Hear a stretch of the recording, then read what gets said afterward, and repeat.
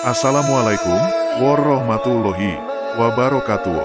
Semoga kita semua dalam keadaan sehat dan selalu dalam keberkahan Allah Subhanahu wa Ta'ala. Pada kesempatan kali ini, kami mencoba memberikan wawasan singkat seputar sejarah salah satu tokoh besar Islam kita yang kita cintai, yaitu Imam Al-Ghazali.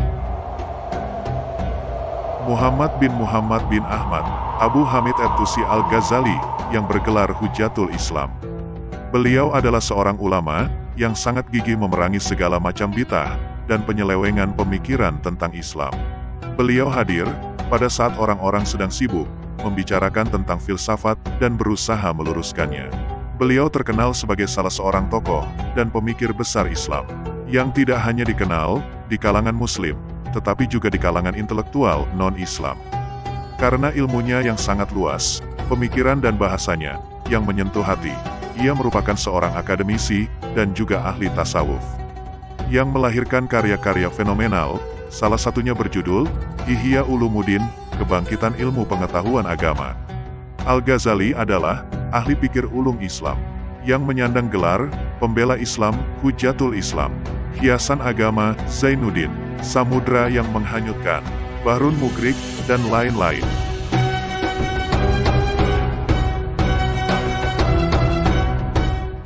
Hujatul Islam Abu Hamid Muhammad bin Muhammad ibnu Muhammad Al-Ghazali, At-Tusi, Al-Naisaburi, Al-Faqih, Al-Sufi, Al-Syafi'i, Al-Asy'ari.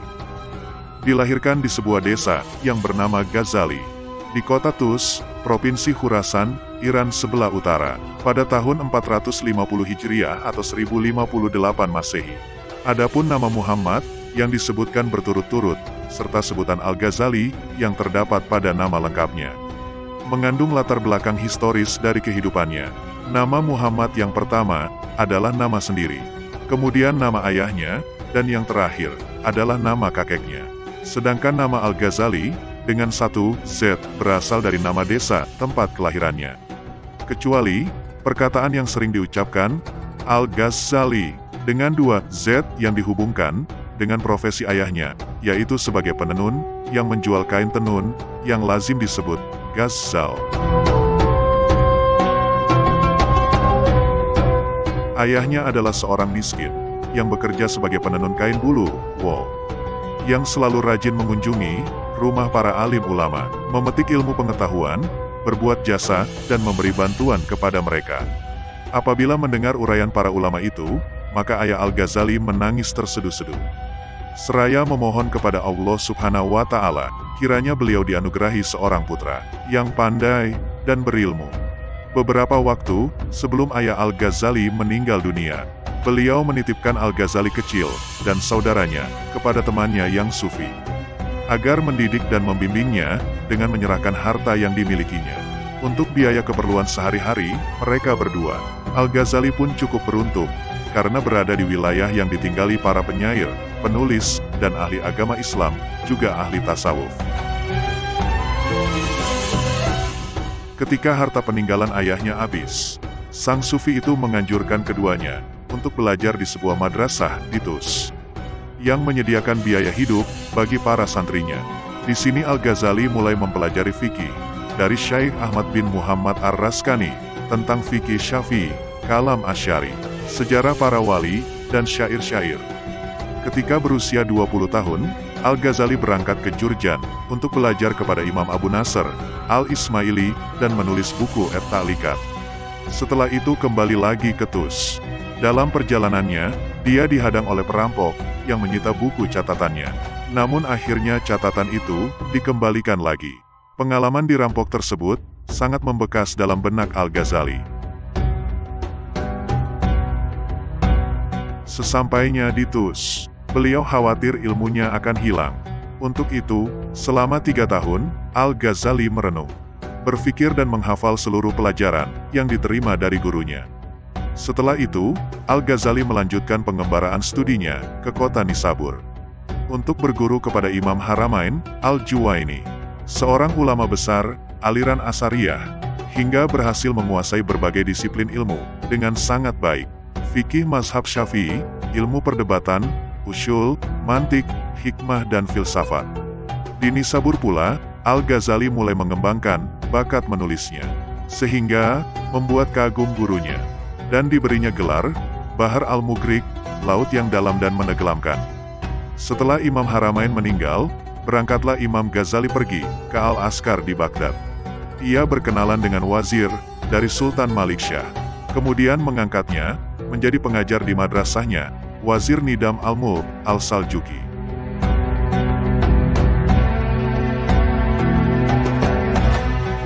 Pada tahun 484 Hijriah, 1091 Masehi, Al-Ghazali diangkat sebagai guru besar dan rektor Universitas Nizamiyah di Baghdad. Di universitas tersebut, Al-Ghazali mempunyai kesempatan yang luas untuk mengembangkan pemikirannya pada bidang fikih, ilmu kalam, maupun filsafat. Pengaruh filsafat dalam diri beliau begitu kentalnya. Beliau menyusun buku yang berisi kritik terhadap filsafat, seperti kitab At-Tahafut Al-Falasifah, yang berisi kritikan tajam terhadap filsafat. Walaupun demikian, beliau tetap mengambil sisi positif filsafat, yang dinilainya ada sisi kebenarannya juga. Beliau juga gemar meneliti kitab Ikhwan, As-Safa, dan kitab-kitab karangan Ibnu Sina. Al-Ghazali juga telah mengarang sejumlah kitab besar pada waktu mengajar di Baghdad, seperti Al-Basit, Al-Wasit, Al-Wajiz, dan Al-Halasa fi Ilmil Fiqh. Seperti juga kitab-kitab Al-Munkil fi Ilmil Jadal, Mahus Al-Khilaf, Lubab Al-Nadar, Tahsin Al-Mahits, dan Mabadi wal Gayat fi Fanil Khilaf. Sekalipun mengarang, beliau tidak lupa berpikir dan meneliti hal-hal di balik hakikat. Beliau tidak ragu-ragu mengikuti ulama yang benar, yang tidak seorang pun berpikir mengenai kekokohan kesahannya, atau untuk meneliti sumber pengambilannya. Pada waktu itu, beliau juga mempelajari ilmu-ilmu yang lain. Imam Ghazali tidak membatasi dirinya dari berdialog, hingga bertukar nalar dengan kaum Syiah, Sunni, Zindik, Majusi, Teolog, Kristen, Yahudi, Ateis, Zoroaster, dan animisme. Sehingga pemikirannya yang fundamentalis berubah menjadi moderat.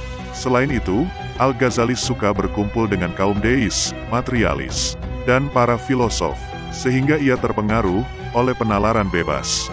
Hal ini membuat dirinya depresi, hingga akhirnya menemukan jalan sufi sebagai jalan hidupnya. Katanya, di saat aku sudah mempelajari ilmu filsafat, kudapatkan pemahaman mengenainya, dan bisa menandai apa saja yang palsu di dalamnya. Dan di saat itu aku menyadari, kalau ini juga belum memenuhi tujuanku sepenuhnya. Dan bahwa intelektualitas tidak otomatis bisa memahami atau menyelesaikan semua masalah. Al-Ghazali mengatakan lagi, kalau rasa ketidakpuasannya dengan ilmu filsafat menggiringnya untuk mempelajari mistisisme, sufisme.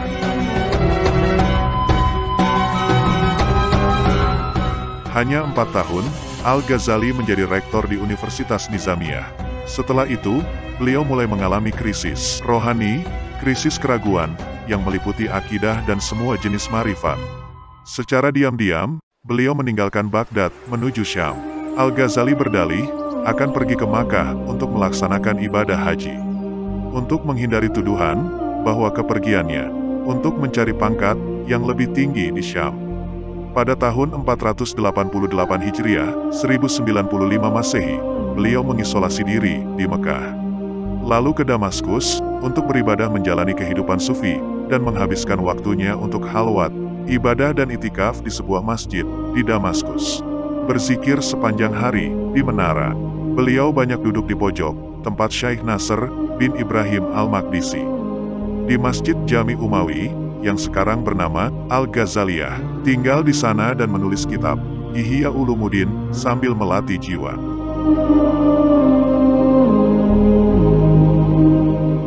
Dari Bait Al-Haram, Al-Ghazali menuju ke Damsyik. Al-Makrizi, dalam Al-Mukafa, mengatakan, ketika di Damsyik, Al-Ghazali beritikad di sudut menara Masjid Al-Umawi dengan memakai baju jelek. Di sini beliau mengurangi makan, minum, pergaulan dan mulai menyusun kitab Ihya Ulumuddin.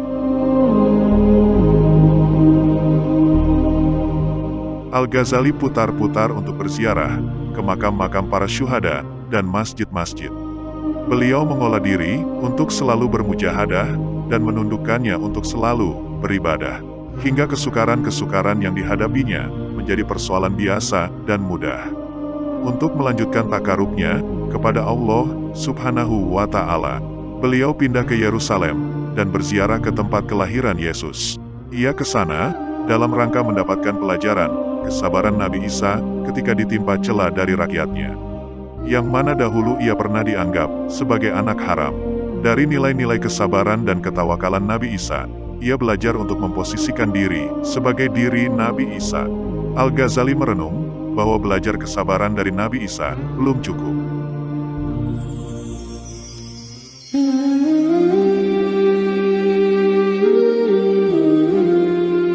Lalu ia memutuskan untuk berziarah ke makam Nabi Ibrahim dalam rangka belajar dari kehidupan Nabi Ibrahim alaihissalam. Alasannya yaitu, Ibrahim sebagai Khalilullah berjuang untuk mencari Tuhan sejatinya. Pencarian terhadap Tuhan merupakan satu usaha di dalam meraih makrifatnya. Ungkapan tajam Al-Ghazali tentang makrifatullah, kenikmatan mengenal dan mengetahui Allah Subhanahu wa Ta'ala, menangkap keindahan hadirat ketuhanan dan menatap rahasia ilahiyah. Jelas lebih memuaskan lagi dibandingkan dengan kenikmatan menjadi pemimpin, yang dalam konteks kehidupan makhluk merupakan kenikmatan tertinggi.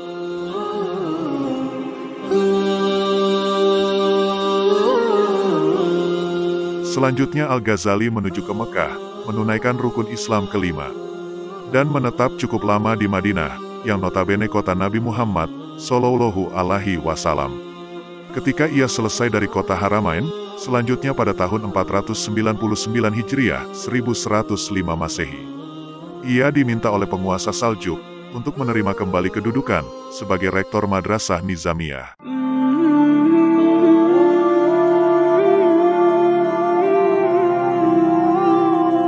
Tetapi, hanya berlangsung selama 2 tahun. Sewaktu penguasa setempat terbunuh, Al-Ghazali melepaskan jabatan tersebut dan pulang ke kota Tus, kampung halamannya.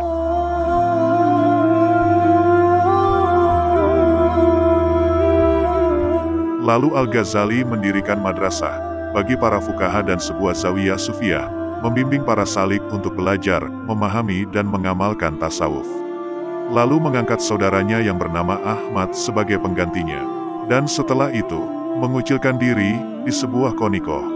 Di dalam kesendiriannya, ia tetap menjadi manusia produktif dengan pena di tangannya. Hal itu karena ingin menyelesaikan kitab Ihya Ulumuddin.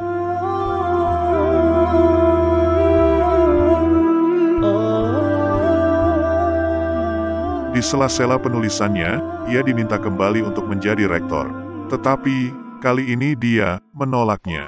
Karena menurutnya, menulis karya jauh lebih baik daripada menduduki satu jabatan penting hingga akhir hayatnya.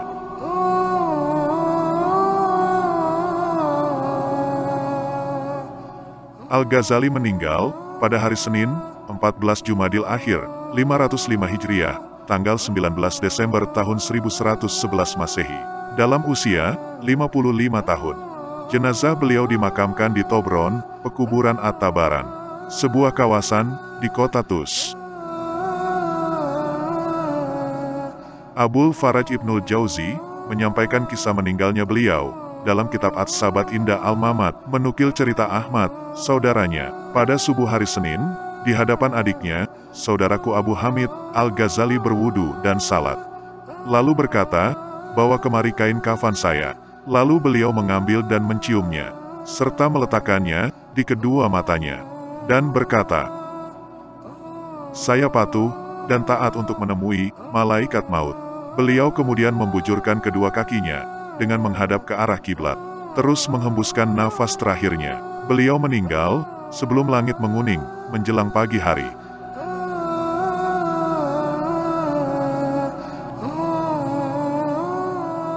Beliau meninggalkan 3 orang anak perempuan, sedangkan anak laki-lakinya yang bernama Hamid telah meninggal dunia saat kecil sebelum wafatnya Al-Ghazali. Imam Az-Zahabi berkata, pada akhir kehidupannya, beliau tekun menuntut ilmu hadis dan berkumpul dengan ahlinya, serta menelaah Sahihain, Sahih Bukhari dan Muslim. Seandainya beliau berumur panjang, niscaya dapat menguasai semuanya dalam waktu singkat. Hingga beliau belum sempat meriwayatkan hadis-hadis. Imam Muhammad bin Yahya, Asad al-Maihani, berkata, tidak ada orang yang dapat mencapai ilmu dan kemuliaan Al-Ghazali, kecuali orang yang akal pikirannya benar-benar matang. Al-Ghazali menulis banyak sekali kitab. Karya-karyanya berjumlah ratusan lebih. Karangannya meliputi berbagai macam lapangan ilmu pengetahuan, seperti tafsir Al-Quran, ilmu kalam, teologi Islam, fikih, hukum Islam, tasawuf, mantik, falsafat, akhlak, dan autobiografi. Sebagian besar dari karangannya adalah berbahasa Arab dan sebagian lagi berbahasa Persia. Beberapa yang sangat termasyhur dan banyak menjadi rujukan di lembaga-lembaga pendidikan di Indonesia. Namun di antara karangannya yang kurang mendapat perhatian di kalangan ulama Indonesia, namun sangat dikenal oleh negeri barat, yaitu di antaranya buku yang menyebabkan polemik di antara ahli filsafat. Buku tersebut adalah Maqasidul Falasifah, tujuan para ahli filsafat,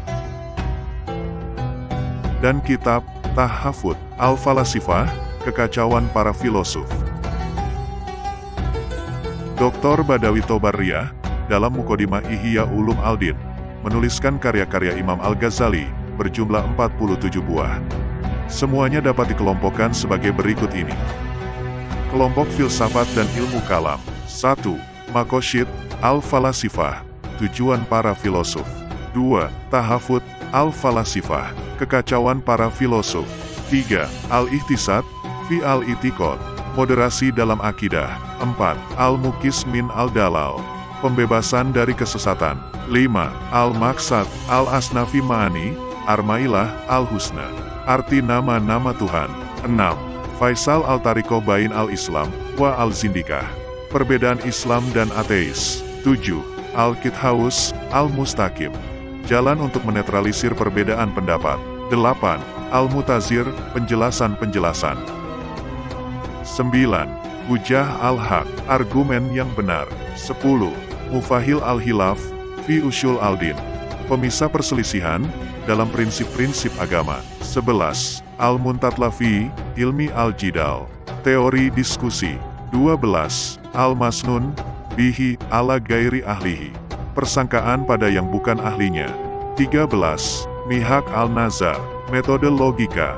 14. Asraru Ilmi Al-Din, misteri ilmu agama. 15. Al-Arba'in fi Ushul Al-Din, 40 masalah agama. 16. Iljam Al-Awam fi Ilmi Al-Qalam, membentengi orang awam dari ilmu kalam. 17. Al-Qaul Al-Jamil fi Raddi Al-Mangayar Al-Injil, jawaban jitu untuk menolak orang yang mengubah Injil. 18. Miyar Al-Ilmi, kriteria ilmu. 19. Al-Intishar, rahasia-rahasia alam. 20. Itsbat Al-Nazar, pemantapan logika. Kelompok ilmu fikih dan usul fikih. 1. Al-Basit, pembahasan yang mendalam. 2. Al-Wasit, perantara. 3. Al-Wajib, surat-surat wasiat. 4. Hulasyah Al-Muhtasar, intisari ringkasan karangan.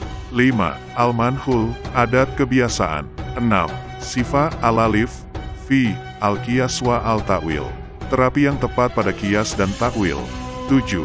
Al-Zari'ah ila Makarim Al-Syariah, jalan menuju kemuliaan syariah. Kelompok ilmu akhlak dan tasawuf. 1. Ihya Ulumuddin, menghidupkan kembali ilmu-ilmu agama. 2. Mizan Al-Amal, timbangan amal. 3. Kimia Al-Sa'adah, kimia kebahagiaan.